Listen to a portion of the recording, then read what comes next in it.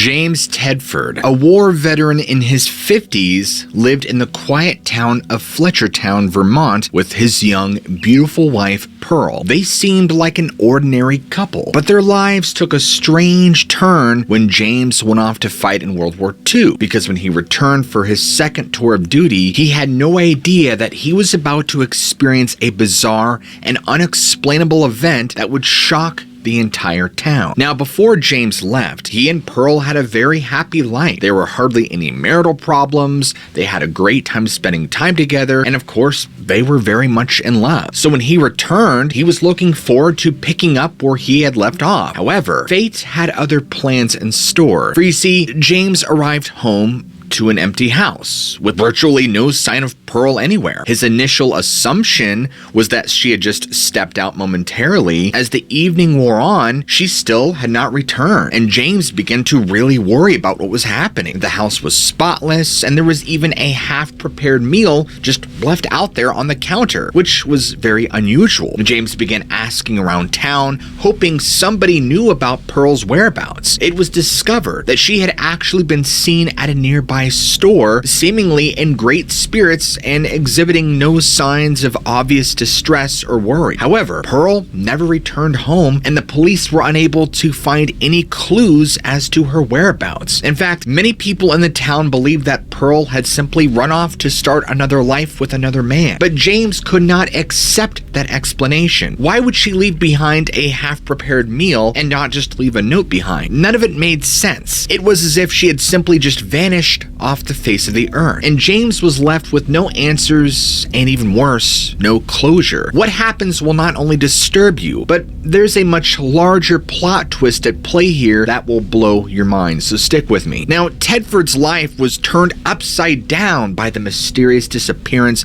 of his beloved wife. He withdrew from the world and became extremely reclusive, dealing with horrendous amounts of grief, barely able to leave the home, spending most of his time alone, staring at the wall, succumbing to his most depressing thoughts. Eventually, he decided to move into the soldier's retirement home in Bennington, Vermont, where he kept to himself and pretty much had no friends. In fact, the only real people left in James's life were some relatives who lived up in St. Albans, Vermont, and he would occasionally make the long trip out to visit them. And in December of 1949, he went to visit his family as usual, and everything seemed relatively normal. However, when he went to the bus station to take the trip back to his retirement home, something strange had happened. James was his usual self, but he wasn't acting any differently than usual. And so, like normal, he boarded the bus along with all the other passengers like normal, and the journey began as usual. However, somewhere along the way, James just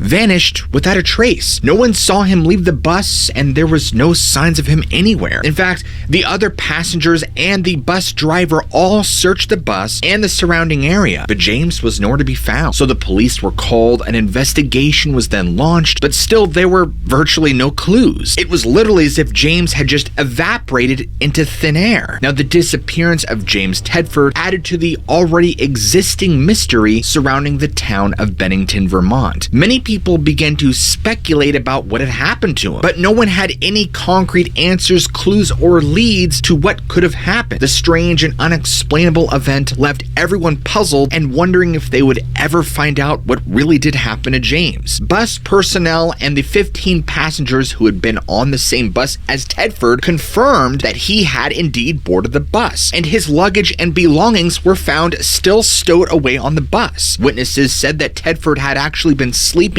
soundly in his seat and seemed like any other passenger on the bus. However, it's when the bus arrived at its destination, then Tedford was nowhere to be found. This was really puzzling because the bus had made no stops along the way. It was literally from point A to point B with no stopping between. So any speculation that he hid on the bus or that he somehow got off on a stop that he wasn't supposed to kind of goes out the window. And of course, there's really no way for James to exit a moving vehicle without any anybody noticing. Furthermore, it had been snowing heavily at the time, making it even more unlikely that he would have just jumped off the bus. Again, he just vanished into thin air without a trace. The disappearance of James Tedford was a baffling mystery that left everybody wondering. How could someone disappear in full view of a crowded bus of people with so many potential witnesses? And why had all of his belongings just been left behind? As the days turned into weeks and then months, there was still no sign of James at all. This strange and unexplainable event had left everyone in the town of Bennington, Vermont, wondering if they would ever find out what really happened. And to this day,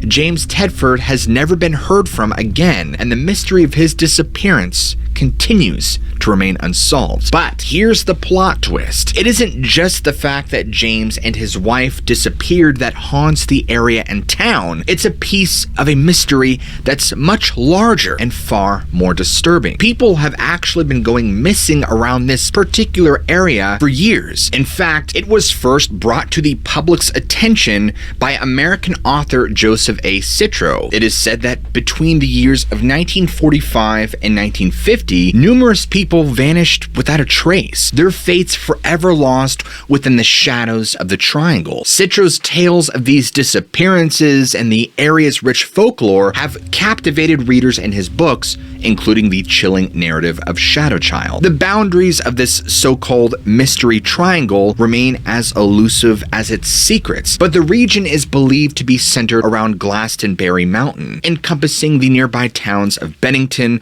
Woodford, Shaftesbury, and Somerset. This enigmatic area shares striking similarities with another mysterious region, the Bridgewater Triangle in southern Massachusetts. Now, long ago, Glastenbury and its neighboring township, Somerset, bustled with activity from logging and other various industrial endeavors. However, as the years wore on, the towns began to decline, and by the late 19th century, they had started their slow descent into oblivion. In 1937, the Vermont General Assembly officially unincorporated both Glastenbury and Somerset, and now these once thriving communities are just little more than ghost towns, echoes of a bygone era. There has been so many disappearances that the area has earned a name called the Bennington Triangle. The first disappearance in 1945 occurred in the forested mountains near Glastenbury Mountain. Midi Rivers, a 74-year-old experienced hunter, was out on a hunting trip with a group of 4 companions when he suddenly vanished without a trace. As the group was making their way back to camp, Rivers had gone ahead of the others and seemingly disappeared into thin air. Now, a search was immediately launched to find him, but all that was found was a single shell from a Rivers rifle near a small stream. Other hunters and authorities were also confused and puzzled as to what had happened to Rivers. He had been a very experienced woodsman, so it didn't make sense that somebody who knew the area and woods so well would just up and vanish. But despite a very extensive search effort, there was no sign ever found. It was as if he had simply been swallowed up by the forest itself. No clues, no trace, no indication of what could have even happened to this man. The disappearance alone of Midi remained a mystery, leaving everyone in the town of Glastenbury wondering if they would ever find out what really happened. The forested mountains that he disappeared into seemed to hold on to its secrets tightly, and as of now, Midi Rivers has never been seen again. 1946 was the year that another mysterious disappearance occurred in the forested mountains near Glastonbury. This time, it was 18-year-old Paula Welden, a sophomore at Bennington College, who, again, vanished without a trace. On December 1st, after finishing her shift at the college's dining hall, Paula, who returned to her dormitory,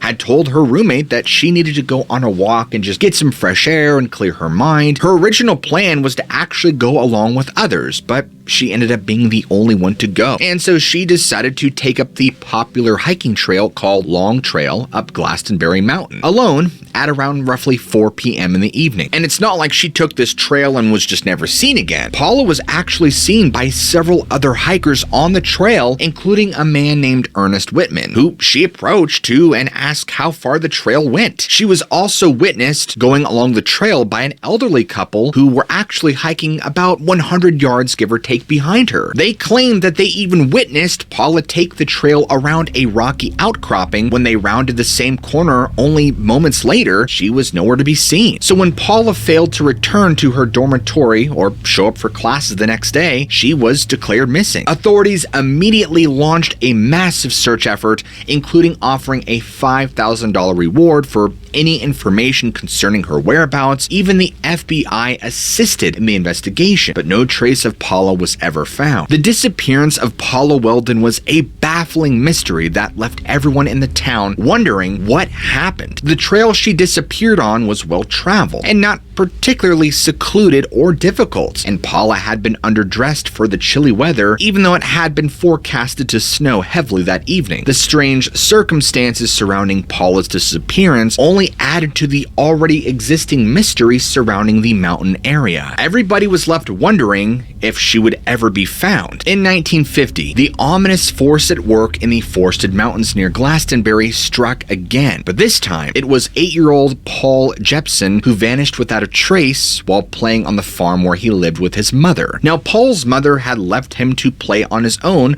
while she tended her pigs on the farm. The boy had been playing happily, showing no signs of distress, but yet when his mother returned to check on him, Paul was gone. Authorities immediately converged on the area with bloodhounds to try and track the missing boy down, thinking that he would soon be located due to the fact that he had been wearing a highly visible bright red jacket. I don't know about you guys, but my missing 411 alarms are going off. No sign of Paul was ever found, and the bloodhounds' trail led to a nearby highway where the scent stopped abruptly. Hundreds of volunteers gathered to scour the surrounding areas for any sign of the missing boy, but Paul Jepson was never found. The father later gave a very eerie detail that the boy had recently shown an uncharacteristically strong urge to go up the nearby mountains, almost as if they were somehow calling him into their clutches, and the disappearance of Paul Jepson added to the already existing mystery surrounding the mountains. Why did he suddenly vanish without a trace? It already seemed like this ominous force was at work, claiming victim after victim, but it still doesn't stop there, folks, because on October 28th, 1950, Frieda Langer, 53, and her cousin Herbert Elsner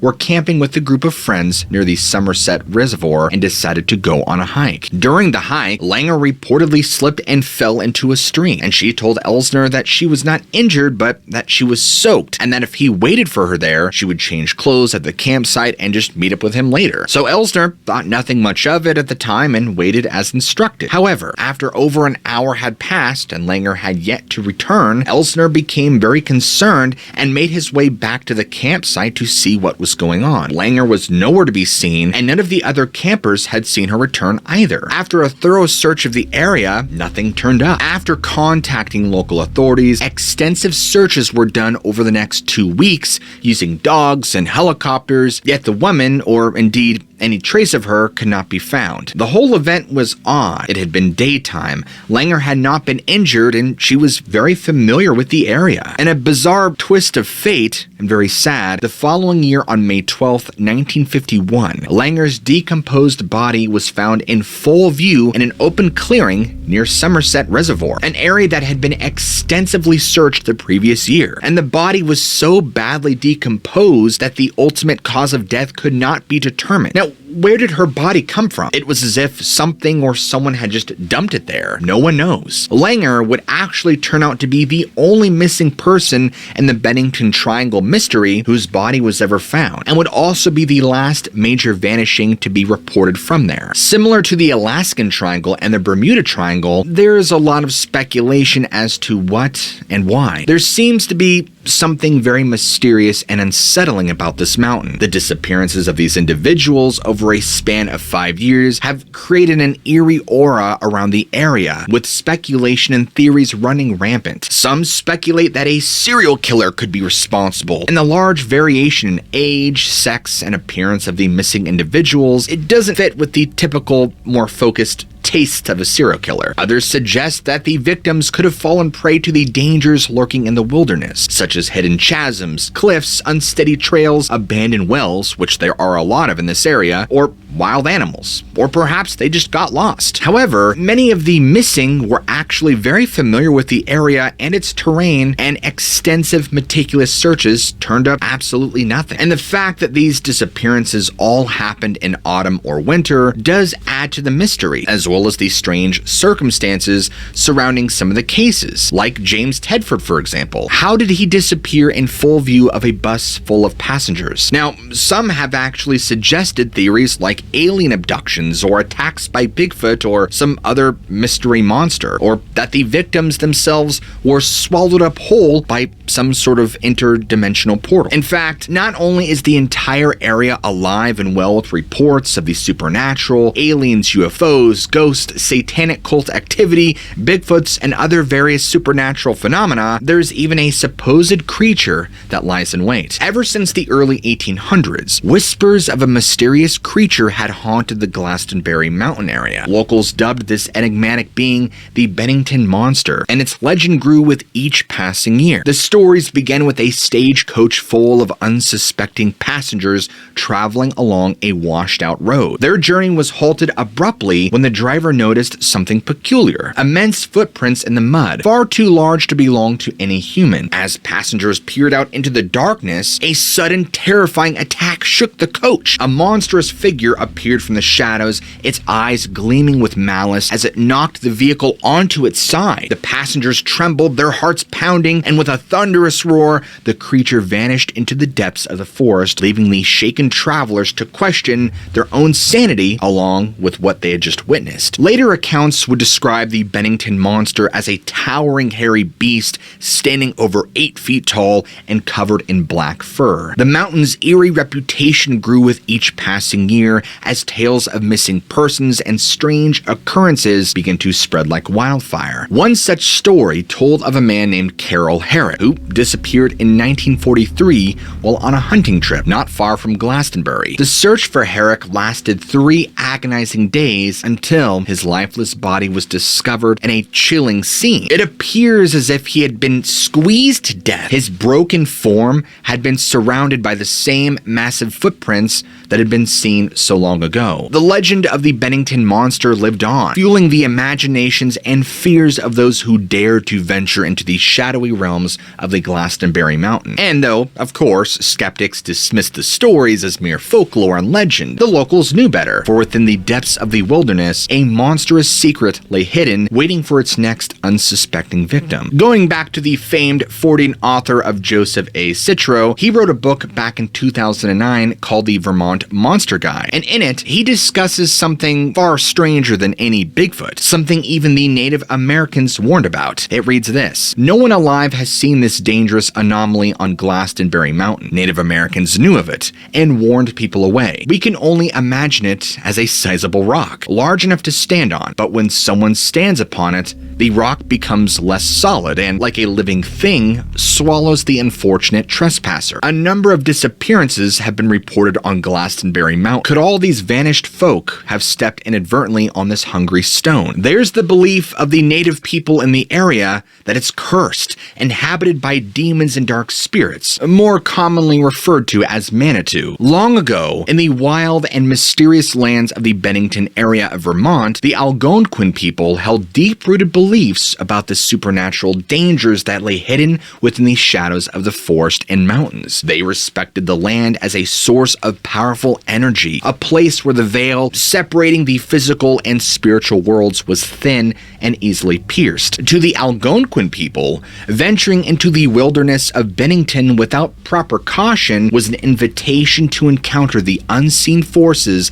that dwelt within. As the crackling flames of their campfires danced beneath the night sky, the Algonquin people would share stories of spirits and shape-shifting creatures that roamed the dark forest and mountains of the region. Village elders spoke of beings known as Manitous, capable of taking various forms, sometimes as animals, other times as humanoid figures. One such tale told of the fearsome Wendigo, a cannibalistic demonic entity that was in fact a malevolent form of a Manitou. Drawn to the potent energies that coursed through the land, the Manitous wielded immense power and could actually manipulate the natural world to their will. The Algonquin elders warned of the perils that awaited those who trespassed on the sacred grounds of Bennington without proper respect or knowledge. Such individuals risked facing the wrath of these malevolent entities, falling prey to their dark intentions. Throughout the generations, stories of encounters with these supernatural beings were actually passed down, reinforcing the Algonquins' belief in the inherent danger of Bennington's wild landscapes. They shared tales of unfortunate souls who had unwittingly disturbed a Manitou's resting place and hunters who had become lost in the forest only to be driven mad by the spectral presence